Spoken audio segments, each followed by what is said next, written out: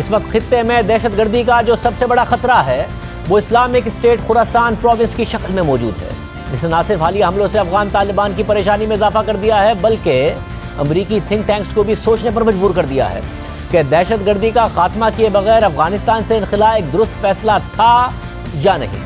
ساتھ ہی سوال یہ اٹھ رہا ہے کہ داعش کا افغانستان کا یہ چیپٹر جو 2014-15 سے موجود ہے وہ گزشتہ 7 سالوں میں افغان طالبان، افغان حکومت اور امریکہ کی ناک کے نیچے کیسے منظم ہوا۔ داعش کا افغانستان چیپٹر کئی سالوں سے افغانستان میں متحرک ہے۔ 2014 میں جب داعش عراق اور شام میں عروج پر تھی تو اس وقت افغانستان کے صوبے ننگرہار میں داعش کو پہلی دفعہ منظم کیا گیا، اور اس عرصے کے دوران داعش کا یہ افغانستان چیپٹر کئی حملوں میں ملوث رہا ہے۔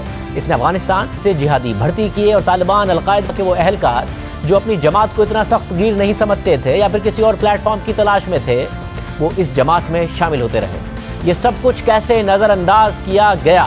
کیونکہ 2015 میں ہی افغانستان کے وہ علاقے جو کبھی طالبان یا القاعدہ کے کنٹرول میں تھے وہ داعش کے کنٹرول میں آنا شروع ہو گئے تھے، اور الجزیرہ نے 2015 میں ہی اس پورے معاملے پر ایک تفصیلی رپورٹ بنائی تھی جس میں دکھایا گیا کہ کیسے طالبان کے سابق جنگجو داعش میں شامل ہو کر افغانستان میں منظم ہو رہے تھے اور افغانستان میں ابو بکر البغدادی کی حکمرانی میں خلافت کا دعویٰ کر رہے تھے۔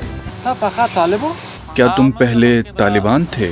طالبان پر قیادت کی جہاد کا ہم ایک ایسے وقت میں طالبان کے ماتحت ایک مقدس جنگ لڑ رہے تھے جب یہ ایک ٹھیک چیز تھی، لیکن وہاں خلافت موجود نہیں تھی، اس لیے ہم نے طالبان کو چھوڑ دیا اور اب خلافت کا حصہ بن گئے ہیں، اور اب ہم خلیفہ کے ماتحت ایک مقدس جنگ لڑ رہے ہیں۔ اور اس جماعت سے نہ صرف پہلے کی طرح اب بھی امریکہ کو خطرہ ہے بلکہ طالبان جن پر خود مغربی ممالک دہشت گردی کا الزام لگاتے ہیں ان کو بھی خطرہ ہے، کیونکہ طالبان صرف افغانستان میں ایک اسلامی حکومت قائم کرنے کا مطالبہ کرتے ہیں، جبکہ داعش پوری دنیا پر خلافت اور بزور طاقت حکومت بنانے کے سخت نظریے پر قائم ہے۔ صرف یہی نہیں، جب داعش افغانستان میں اپنا اثر و رسوخ بڑھا رہی تھی تو اس نے 10 قبائلی لیڈرز کو زندہ بارودی سرنگوں پر بٹھا دیا اور آنکھوں پر پٹی باندھ کر انہیں دھماکے سے اڑا دیا، صرف اس لیے کیونکہ انہیں لگتا تھا کہ یہ قبائلی لوگ طالبان کے ساتھ ہیں۔ یعنی 2014 سے ہی داعش نے افغان طالبان کے خلاف مزاحمت شروع کر دی تھی اور افغانستان میں ایک الگ پرتشدد طاقت کے طور پر اپنی جگہ بنانا شروع کر دی تھی، اور طالبان دعویٰ کرتے رہے کہ داعش کو ان کے خلاف استعمال کیا جا رہا ہے، جبکہ دوسری طرف ایک افغان سیکیورٹی فورس کے اہلکار نے دعویٰ کیا کہ ہمیں سمجھ ہی نہیں آ رہی کہ یہ لوگ کہاں سے آ رہے ہیں۔ داعش زیادہ طاقتور ہے یا طالبان؟ طالبان کے مقابلے میں داعش زیادہ طاقتور ہے، ہر پہلو میں وہ زیادہ طاقتور ہے۔ یہ عراق کی طرح ہے، امریکہ عراق سے نکلا تو وہاں داعش ابھر کر سامنے آئی، اور یہاں بھی جب امریکہ افغانستان سے نکل رہا ہے تو داعش ابھر کر سامنے آئی ہے۔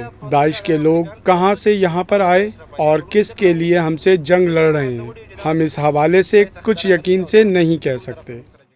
صرف یہی نہیں، 2017 میں الجزیرہ نے افغانستان میں داعش کے منظم ہونے پر ایک رپورٹ بنائی تھی جس میں دکھایا گیا کہ داعش میں نہ صرف مرد بلکہ خواتین جنگجو بھی شامل ہیں۔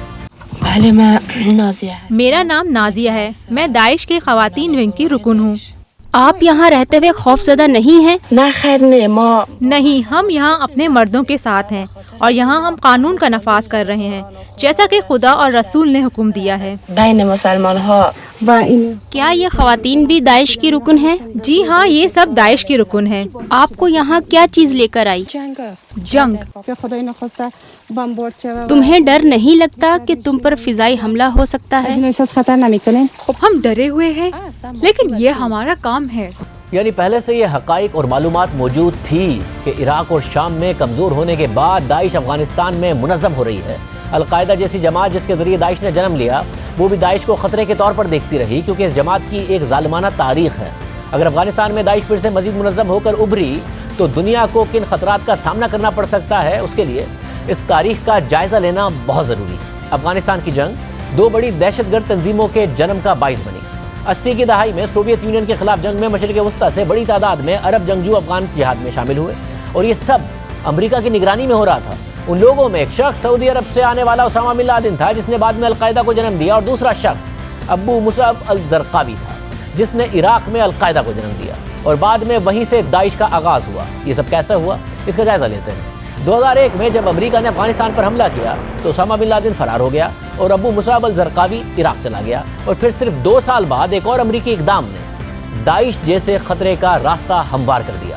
لیکن داعش کے جنم سے 7 سال پہلے تک عراق بربریت ظلم، تباہی اور خانہ جنگی کے آثار پیش کرنے لگ گیا تھا۔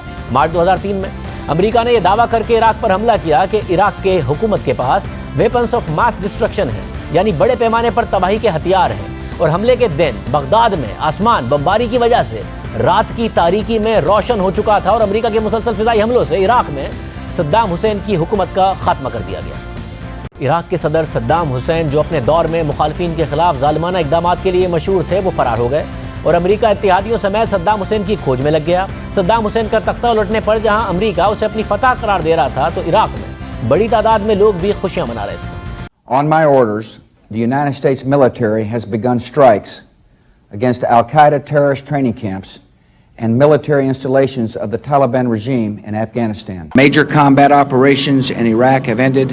In the Battle of Iraq, the United States and our allies have prevailed. The tyrant has fallen and Iraq is free. صرف یہی نہیں، امریکی صدر بش بھی عراق میں امریکی مداخلت کا تکبرانہ اور فاتحانہ انداز میں اظہار کر رہے تھے، اور 1 مئی 2003 کو جب وہ عراق سے متعلق پریس کانفرنس کر رہے تھے تو ان کے پیچھے ایک بینر پر یہ الفاظ لکھے تھے کہ مشن اکمپلشڈ، یعنی مشن مکمل ہو گیا۔ مگر کسی کو یہ علم نہیں تھا کہ امریکہ کتنی بڑی تباہی کو جنم دے رہا ہے، کیونکہ امریکہ نے ایسی غلطیاں کی ہیں جس کا خمیازہ آج تک دنیا بھگت رہی ہے۔ عراق پر امریکی حملے کے بعد صدام حسین کی جماعت باتھ پارٹی پر عراق میں پابندی عائد کر دی گئی اور ان پر کریک ڈاؤن شروع کر دیا گیا۔ صرف یہی نہیں، صدام حسین کی حکومت کے خاتمے کے بعد جو عبوری سیٹ اپ لایا گیا، اس کی قیادت امریکہ اور اتحادی کر رہے تھے۔ اس سیٹ اپ کا نام کولیشن پروویژنل اتھارٹی تھا، جس کے سربراہ امریکی سفیر پال بریمر تھے، اور اس اتھارٹی نے جو سب سے پہلا کام شروع کیا وہ تھا عراق سے باتھ پارٹی کا خاتمہ، یعنی عراق کے تمام اداروں سے صدام حسین کی باتھ پارٹی سے تعلق رکھنے والے لوگوں کو عہدوں سے ہٹا دیا گیا۔ وزارتوں سے لے کر سرکاری نوکریوں تک جس شخص کا بالواسطہ یا بلا واسطہ باتھ پارٹی سے تعلق تھا، انہیں عہدوں سے برطرف کر دیا گیا، اور 23 مئی 2003 کو عراقی فوج کو ہی تحلیل کر دیا گیا۔